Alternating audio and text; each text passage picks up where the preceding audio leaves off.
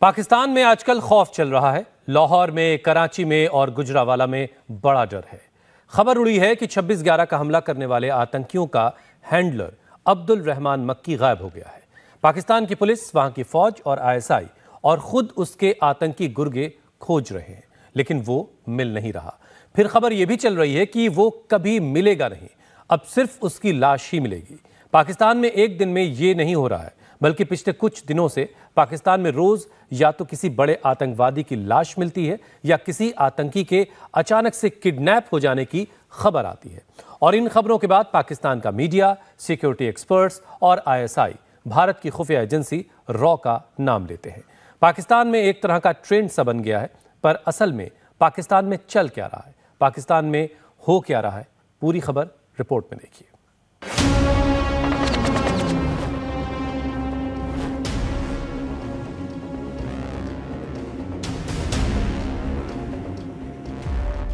पाकिस्तान का वो आतंकी जिसने मुंबई हमला करवाया, जो हिंदुओं के खिलाफ खुलेआम जिहाद की बातें करता था। 1200 साल हम वहां हाकिम थे, मालिक थे। हमने बिल्कुल हिंदुओं को उतने मारे गए जो जंगों में मारे गए। जंगों के बाद हमने मोदी की मां को, बाप को, बहन को, बेटी को छेड़ा नहीं। पाकिस्तान का वो आतंकी जो हाफिज सईद का बहनोई था, जो दिन रात भारत को तोड़ने का ख्वाब देखता था। भारत को तोड़ना, हैदराबाद को जोड़ना, अहमदाबाद को इस्लामाबाद से बदलना, मुरादाबाद को इस्लामाबाद में बदलना, मोदी बेईमान से सारा इंतकाम लेना। भारत का मोस्ट वांटेड आतंकी, ग्लोबल टेररिस्ट लश्कर-ए-तैयबा का अब्दुल रहमान मक्की मिसिंग है। पाकिस्तान के आतंकियों की धड़कनें बहुत तेज चल रही हैं, क्योंकि किसी भी वक्त सांस रुक सकती है। लगातार सर्जिकल स्ट्राइक्स हो रही हैं। 28 सितंबर को हिजबुल के आतंकी जियाउर रहमान को कराची में अज्ञात लोगों ने मार दिया। 29 सितंबर को हाफिज सईद के बेटे के अगवा होने की अफवाह उड़ी। 30 सितंबर को हाफिज के एक और साथी आतंकी कैसर फारूक को अज्ञात लोगों ने कराची में मार डाला।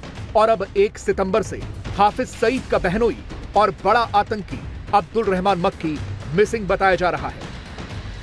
और पाकिस्तानियों को एक बार फिर से रॉ की याद आने लगी है। पाकिस्तानी पूछ रहे हैं, हमारे आतंकियों को एक एक करके कौन निशाना बना रहा है? हमारे आतंकियों को पाकिस्तान में ही घुसकर कौन मार रहा है? क्या हमारे आतंकियों को भारत की रॉ मार रही है? क्या भारत की रॉ मुंबई हमलों का बदला ले रही है? क्या रॉ पाकिस्तान में ऑपरेट कर रही है? क्या उनके यहाँ पे कोई ग्रुप्स हैं? क्या उन्होंने किसी की सर्विसेज ली हुई हैं? क्या वो थर्ड कंट्री से ऑपरेट कर रहे हैं? सवाल ये उठ रहा है कि ये किसने मारा, क्या हुआ? क्या दूसरे मुल्क की एजेंसीज जो हैं वो मुल्क के अंदर वो जो हम कहते हैं राह की साजिश, कोई ऐसा मामला है? और ये सारी का सारा ग्रुप जो कश्मीर के हवाले से बड़ा मशहूर रहा है, और ये आहिस्ता आहिस्ता चुन चुन के मारे जा रहे हैं। मक्की लापता है, लेकिन पाकिस्तान की मीडिया में सन्नाटा है। यह मक्की का आखिरी वीडियो बताया जा रहा है, जो 26 सितंबर का है। इसमें मक्की पाकिस्तान के गुजरावाला में डिस्ट्रिक्ट बार एसोसिएशन के कार्यक्रम में शामिल हो रहा है। सोचिए, संयुक्त राष्ट्र द्वारा ग्लोबल आतंकी घोषित होने के बाद भी अब्दुल रहमान मक्की खुलेआम ऐसे कार्यक्रमों में शिरकत कर रहा था, लेकिन इसके बाद से मक्की का पता नहीं चल पा रहा। 26/11 को मुंबई में हुए हमलों में अब्दुल रहमान मक्की की बड़ी भूमिका थी। अब्दुल रहमान मक्की ने ISI के अधिकारियों के साथ मिलकर अटैक की प्लानिंग की थी। मुंबई हमलों के लिए हमलावरों का चयन भी अब्दुल रहमान मक्की ने ही किया था। पाकिस्तान अधिकृत कश्मीर में चल रहे अपने आतंकी कैंपों से मक्की ने हमलावर चुने थे। भारत पर हमले के लिए वो पाकिस्तान के युवाओं को भड़काकर आतंकी बनाता था। इसके अलावा भारत में कई हमलों में भी अब्दुल रहमान मक्की की भूमिका रही है। मक्की लश्कर के सरगना हाफिज सईद का बहनोई है। खुद को प्रोफेसर कहता है। पाकिस्तानी मीडिया उसे मोटिवेशनल स्पीकर कहती है, लेकिन असल में वो सिर्फ भारत के खिलाफ जहर उगलता है, जिहाद की बात करता है, मरने मारने की कस्में खाता है। वो ये समझते थे, पेंटागन वगैरह सब, कि अमेरिका की फौज के मुकाबिल अफगानिस्तान की तो फौज ही नहीं थी और पाकिस्तान की फौज कितने दिन कितने हफ्ते ठहरेगी।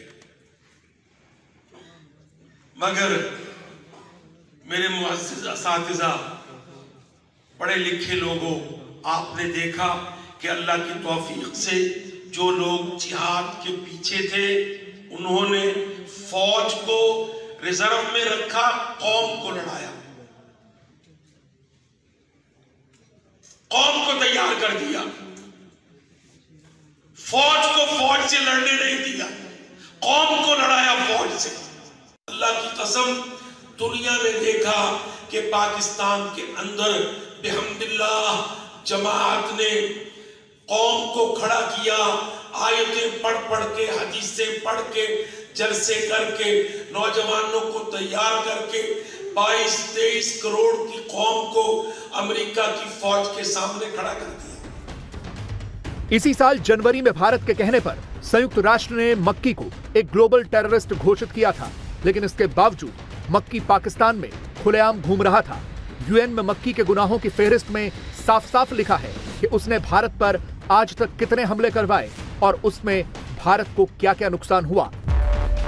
22 दिसंबर सन 2000 में किया गया लाल किले पर हमला, जिसमें लश्कर के 6 आतंकियों ने हमला किया था। 1 जनवरी 2008 में रामपुर में लश्कर के आतंकियों ने सीआरपीएफ के एक कैंप पर हमला किया था, जिसमें 7 सीआरपीएफ के जवानों की मौत हुई थी। 26 नवंबर 2008 में किया गया मुंबई हमला, जिसमें 10 पाकिस्तानी आतंकवादियों ने हमला किया। आतंकी आमिर अजमल कसाब जिंदा पकड़ा गया। 12 फरवरी 2018 को किया गया श्रीनगर के करण नगर का हमला, जिसमें लश्कर के फिदाइनों ने सीआरपीएफ के कैंप पर हमला किया था। 30 मई 2018 को बारामूला के खानपुरा में किया गया हमला, जिसमें लश्कर के आतंकियों ने 3 नागरिकों को मारा था। इसके अलावा 14 जून 2018 को श्रीनगर में किया गया एक और हमला, जिसमें राइजिंग कश्मीर के एडिटर शुजात बुखारी को मारा गया था। इसके अलावा 7वां हमला 7 अगस्त 2018 को गुरेज में किया गया था, जिसमें लश्कर के आतंकियों के साथ मुठभेड़ में 4 भारतीय सैनिक शहीद हुए थे, जिनमें एक मेजर भी शामिल थे। ये सारे हमले अब्दुल रहमान मक्की ने ही करवाए थे। पाकिस्तान के आतंकियों को रोज एक एक करके बड़े बड़े झटके मिल रहे हैं। ये कराची के एक मदरसे के बाहर का 30 सितंबर का वीडियो है। इस वीडियो में जिस शख्स को गोली मारी जा रही है, वो भी हाफिज सईद का बड़ा करीबी आतंकी था, जिसका नाम था मुफ्ती फारूक कैसर।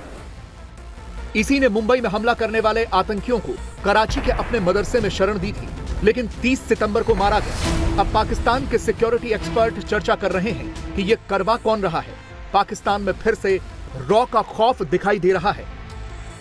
जो 26/11 के मास्टरमाइंड, जो हाफिज सईद के मेन एक जो सपोर्ट मैन था, उसको कराची में जब वो कत्ल कर दिया गया है। मुफ्ती कैसर फारूक इनका नाम है, लश्कर तैयबा के थे और हाफिज सईद के बड़े करीबी साथी समझे जाते हैं।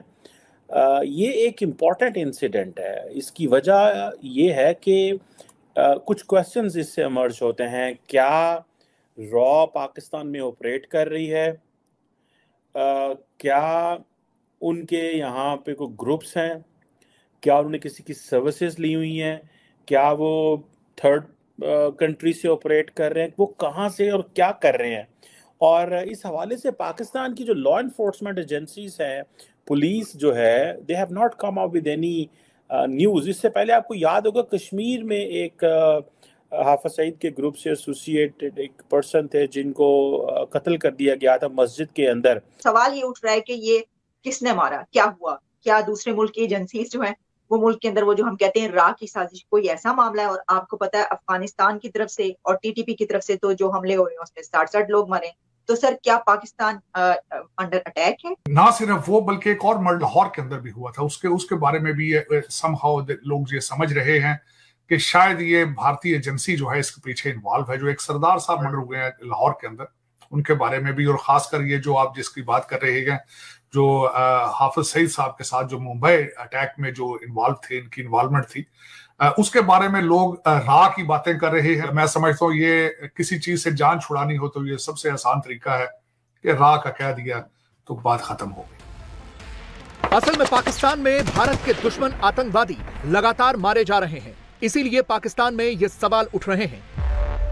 इंडियन एयरलाइंस के विमान IC-814 का हाईजैकर जहूर मिस्त्री पिछले साल कराची में मारा गया। नवंबर 2022 में खालिस्तानी आतंकवादी हरविंदर रिंदा पाकिस्तान के लाहौर में मारा गया।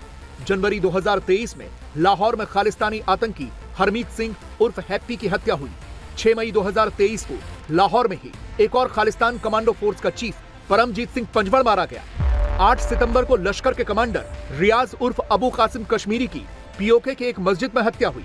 28 सितंबर को कराची में हिजबुल का आतंकी जियाउर रहमान मारा गया और अब 30 सितंबर को कराची में लश्कर का एक और आतंकी मुफ्ती कैसर फारूक मारा गया है। ये सारे का सारा ग्रुप जो कश्मीर के हवाले से बड़ा मशहूर रहा है और ये आहिस्ता आहिस्ता चुन चुन के मारे जा रहे हैं। और मुझे नहीं पता इस हवाले से हमारी जो रियासत है, स्टेट की इंस्टीट्यूशंस हैं, उनकी क्या पॉलिसीज़ हैं, इस पे क्या बात हो रही है, क्या ये वाकई एक ऐसा ग्रुप, ऐसे लोग हैं जिनको अगर मारा जा रहा है, सिस्टमैटिक मारा जा रहा है, और क्या इसमें भारत इन्वॉल्व है, कौन है ऐसे, लेकिन कोई समझ नहीं आ रही। रॉ जो है वो पेनिट्रेट कर चुकी है पाकिस्तान के मुख्तलिफ एरियाज़ में। They may not be operating directly, but obviously they may be using someone from within the rank and the system. कुछ ना कुछ लोगों को अंदर से इस्तेमाल किया जा रहा है, which is very dangerous. ये बहुत डेंजरस ट्रेंड है। ये इस तरह डेंजरस ट्रेंड है कि आप किसी बंदे को भी मार दें और वो आपस में आपको लगेगा ही नहीं कि इसके पीछे कौन है, क्योंकि वो तो एक पाकिस्तानी ने एक पाकिस्तानी को मारा एंड देन उसने क्यों मारा शायद उसको भी ना पता हो, लेकिन उसने मार दिया, या उसको पता है मैं किसको मार रहा हूँ, लेकिन पीछे उसका हैंडलर कोई और है। वो कैसे हो रहा है, किस तरह हो रहा है, ये दैट्स वेरी अलार्मिंग सिचुएशन है। खबर तो ये भी है कि इन घटनाओं के बाद हाफिज सईद बहुत ज्यादा डरा हुआ है। उसे टेरर फाइनेंसिंग के केस में जेल की सजा सुनाई गई है। जेल में भी वो पूरी मौज से रह रहा है, लेकिन अब खबर है कि अपने आतंकी साथियों की टारगेटेड किलिंग के बाद वो बहुत ज्यादा डरा हुआ है। जेल में ही हाफिज सईद की सुरक्षा बढ़ा दी गई है। इसके अलावा हाफिज के दूसरे बेटे तलहा सईद की भी सिक्योरिटी में इजाफा कर दिया गया है। हाफिज के एक और बेटे कमालुद्दीन को आईएसआई ने किसी सुरक्षित ठिकाने पर पहुंचा दिया है, लेकिन अब हाफिज के सबसे प्रिय आतंकी और बहनोई अब्दुल रहमान मक्की के गायब होने की खबर ने तो उसकी नींद ही उड़ा दी होगी। कुल मिलाकर पाकिस्तान में कोहराम मचा है। मुल्क तो पहले से ही बर्बाद था। आतंकियों की हिफाजत करते करते अब फौज भी बर्बाद हो गई है। देखिए, इनको घूम फिर के भारत पहुंचने की बजाय रावलपिंडी पहुंचना चाहिए, जिनकी पॉलिसियों की वजह से ये सब कुछ हो रहा है। टीटीपी भी कुछ नहीं है, दाइश भी कुछ नहीं है, और जिनको ये भारत कहते हैं वो भी कुछ नहीं है। वो सब इनकी पॉलिसियों का किया जा रहा है, अनफॉर्चुनेटली। इंडिया टीवी हर वक्त हर जगह डाउनलोड करने के लिए सर्च करें India TV news Google play store या ऐप स्टोर पर।